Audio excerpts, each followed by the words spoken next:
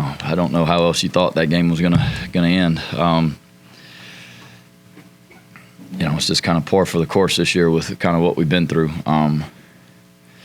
Didn't know if we had enough, truthfully, to be able to go out there and find a way to win. And it's just what these guys are, man. They scratch and they claw. And, I think it was really important for them to send the seniors out with a win some way, somehow. You don't get any style points for it. But, I don't know. I've never been more proud of a group of people or to be a part of a group than I am right now. This whole year has been, I would say chaotic, from the university level through the athletics, through the football team. What a group of people to be able to find a way to come back from 2-6 to win 4 in a row and give ourselves an opportunity to hopefully get in a bowl game here. So I'm sitting here really humble, really grateful, and incredibly proud of the people that come to work in our building every day.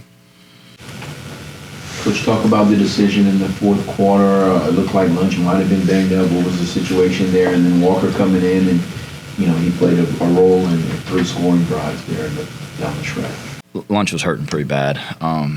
Early in the game, he tweaked something. I don't think it's a serious thing. I think this is something that he'll be okay. But and he wanted to go, and he deserved the opportunity to go. He just couldn't. A huge part of his game was gone. And he was in a lot of pain. I just felt like there was no question the right thing to do was to go with Walker. He's practiced really well. He gives you a little bit of a spark in some of the things that he does. And I don't know. What he did there at the end was, gritty and tough. And, for a kid who loves this place and wanted to come back so bad, to have things go as poorly as they did, getting hurt in week 1, he's been nothing short of an unbelievable teammate. He's sat there every day and he's worked and he's encouraged his teammates and he goes to work every day. He embodies what you want your team to be about. And for him to get a moment right there to go out there and go finish the game for us was pretty special. Coach, being able to be bowl eligible for an 8th straight season, just what does that mean for this team and this program for you guys to be able to do that, like you were mentioning the season, the way it started, to be able to finish it the way you guys did? Well, it's hard to win. And, years like this certainly make you appreciate last year a whole lot more. But I don't regret the way things happened this year. I'm thankful that they did. I learned more about this team and this program and the people in our building than you can learn in any good year. And 8 out of 10 years, 8 out of 8 in a row, 9 out of 10 years. That says that consistently, you're winning and you're consistently going out there and you're competing at a high level. And certainly 6-6 isn't the standard that we want, but that record was out the window. I think about week 3. When some of this stuff started to mount up. We've had 3 different quarterbacks had to start a game this year. We've had 10 different lineups on offense that we've had to play with. You've had guys that are in and out, week after week, and you've just had guys that have stepped up and been a spark. How about Brent Gordon, interception at the end of the game? Ja'Cory Norris, right, takes over the returner role and has provided a spark since he's been doing that. Walker Howard jumps in and goes play great. Andrew Martinez has to jump. There's a redshirt freshman center, walk-on center, and go and play his tail off and work his rear end off to go play. Bill Davis and Zylan Perry have been phenomenal all year. Bill tonight, there wasn't a whole lot of gaping holes out there. It was dirty, tough, hard runs, and it has just been over and over this year. So I'm more proud of this one than I am of anything else I've done here. Speaking of kind of gritty and tough moments, that 4th and 1 where Bill popped off the long touchdown run, does a moment like that kind of lean back towards a similar moment earlier in the season? James Madison on the goal line, you went for it. Is that kind of a similar situation where you felt like, hey, I think these guys can get it, and then they go and do it? Yeah, that was certainly, if we don't convert that, it's a real problem. But I don't know. I just believe in these guys in my gut. There was no question that that's what we needed to go for it. No question we needed to run it. I said at James Madison, I'd have went for it again. And that's, these guys deserve to have someone that's that's going to put it on the line like they do. They deserve to have someone that believes that is going to go out there and go try to win the game for them, and that's what we tried to do tonight. And I'm incredibly proud of our coaching staff for coaching these guys through it all. And I mean, certainly our players. I mean, I don't know. I mean, that game had 100 different momentum swings, right? Every time you thought you're about to take momentum and run away with it, something happens on the other end, and then you start to feel like, oh man, it's snowballing, and then you make a play and get back in it. So it was a hell of a team win. Talk about the play that was called on that. Why did it work so well? So they actually played sneak defense. They zeroed it out. Say a lot of people in the box, but there was about 6 or 7 people in the A and B gaps playing quarterback sneak, and the play is designed off tackle. So when you have that many people in there, we wadded it up. We blocked it all down on the left side. Caden Jensen blocked 2 for 1. The kick out block on the corner jumped outside to contain it, so the kick out happened. And Bill got right behind it. Fitz blew somebody up, kind of running through there. And then Caden's second guy kind of tried to spin off and couldn't get Bill on the ground. So, I mean, they zeroed it out. It was all or nothing. When you see it on the tape, I mean, it was either going to be a home run or it was going to be a disaster for us. And luckily, our guys executed at a really high level. Can you talk about Jaden Duggar? Because he exploded this game, 16 tackles, 2 sacks, and 3.5 PFL. So can you just give an insight of what type of player he is? Jaden Duggar is a really unique kid too, man. He's one of our few guys. He's from Pennsylvania.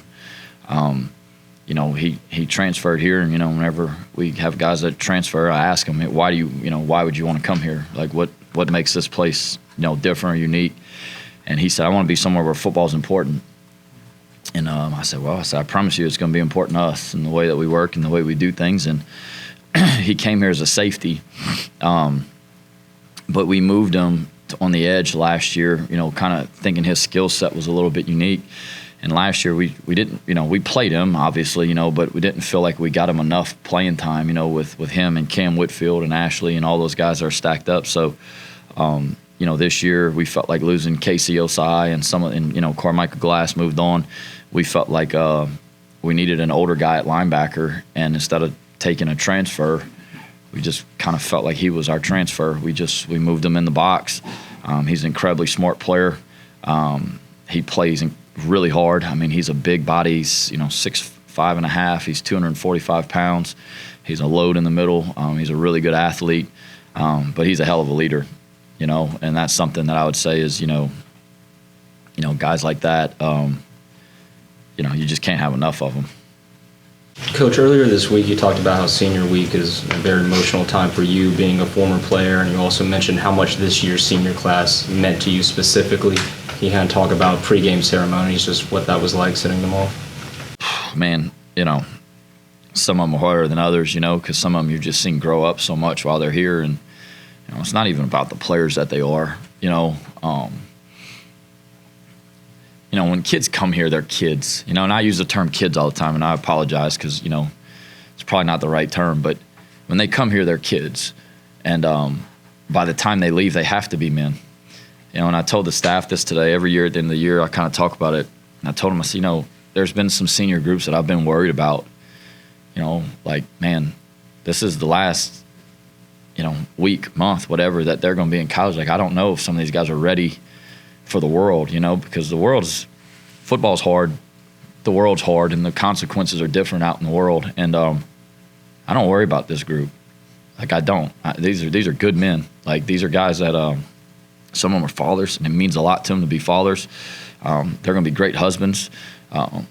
They work incredibly hard. They're resilient. They have leadership skills. They've been through difficult things and never changed. I mean, there's not one person in that locker room that complained all year. There's not one person in that locker room that came to see me in my office about playing time or about anything or what's going on with this. Not one person this year came up there. And a lot of that has to do with these seniors. So, yeah, to see them come down that tunnel the last time, it's tough.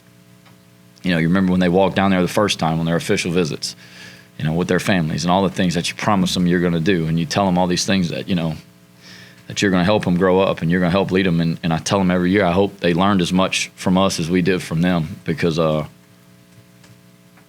I don't know, man. It's just just another job, you know. It's a place that I care about a whole lot, and I love the kids who want to be here, and that group wanted to be here.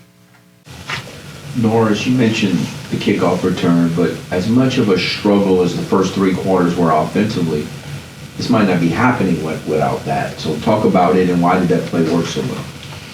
Coach Giuliani had a really good plan this week. You know, they sprayed kicks all over the place. You know, they had injuries as well at ULM, and I'll say this before I get into that: Coach Bryant Vincent does a hell of a job over there. That team, I mean, when you got a team that's 3-8, and you've had injuries, you had a bunch of stuff didn't go your way, you lost a bunch of close ones that slipped away from you. I mean, teams are going to play very hard, and that's a testament to him and their staff. But Mike Giuliani had a great plan on special teams. You know, they had some injuries at kicker, so we knew they were going to spray the kicks all over the place. We changed our personnel a little bit, which I think helped in some instances. I think we had a couple mistakes there that maybe were due to that. But I thought it was a good plan. It was a good plan. And, you know, we changed some people around and had felt like we could hit the field return if they did try to kick it deep. The alternate kicks, you know, we had some stuff we were going to try to do for the alternate kicks, but they kicked the first one deep. You know, they had to win at their back. And we blocked it up really well. I mean, it was really physical. I mean, Jacorian does a great job, presses and bounces and gets in the crease, and he did the rest. So it was really well designed and certainly very well executed by the players. What did they do on offense that gave you more trouble than maybe a lot of us thought? I mean, they moved it pretty consistently the whole game. Yeah, I mean, they ran the ball right at us. I mean, and we didn't do a very good job getting off of blocks. The one thing that we talked about we could not give them was the cheap big ones, and we gave them way too many of those. You know, some of those you got beat on, you know, which happens, you know, one-on-one, you know, tip your hat a little bit. But some of them, you know, in the coverages that we're in, shouldn't happen. And those are the things that are frustrating that still happen. You know, because at the end of the day, it's, you know, when you're in cover 3 and you got people behind you like that stuff shouldn't happen. I mean, in Pee Wee football, it shouldn't happen. But you know, you got to give them some credit. I mean, our quarterback, I thought, played his tail off tonight.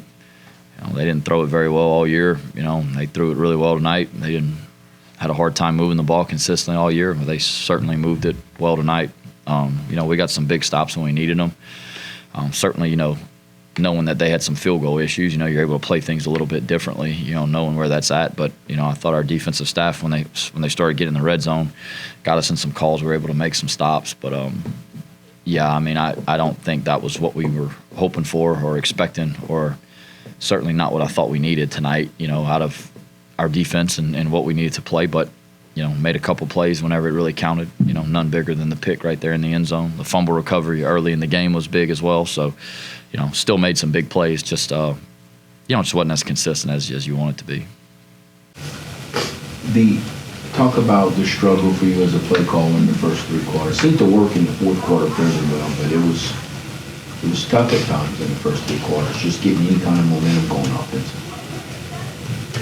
Yeah, it's tough right now every day. I mean, just, you know, we got a bunch of guys that are up there, man, that are you know, they're just ahead of their time. You know, it's one of those things, you know. I mean, they're giving us every dang thing they got, you know. And, you know, we had a couple shots that we just missed on, you know, that we, you know, been hitting that, you know, you hit a few of those, man, it changes the game for you in a big way. We didn't.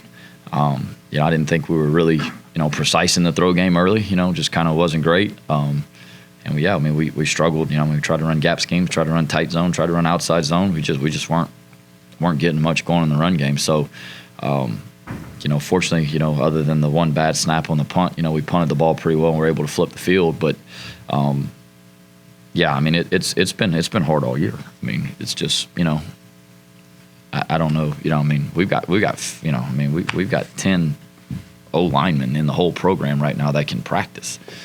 Can't practice during the week. I mean, they can't get full speed reps because, I mean, hell, if one more guy gets hurt, I mean, you're talking about, like, you know, we got some issues. I mean, which everyone knows that. But thing I'll say is this: between every series, the coaches get on the headsets, we coach it up, we talk about what we can do a little bit differently, try to give them different things, you know, try to help the next time around. And you know what? They try to do it, you know. And it's just what it is. I mean, we've had to reinvent this team multiple times this year, just on the fly, week to week. I mean, it's what it is. But you got a group of kids that really want to win, and whenever you got a bunch of guys that really want to win, it doesn't matter how pretty it is, they'll find a way to do it. And fortunately, we're able to somehow tonight.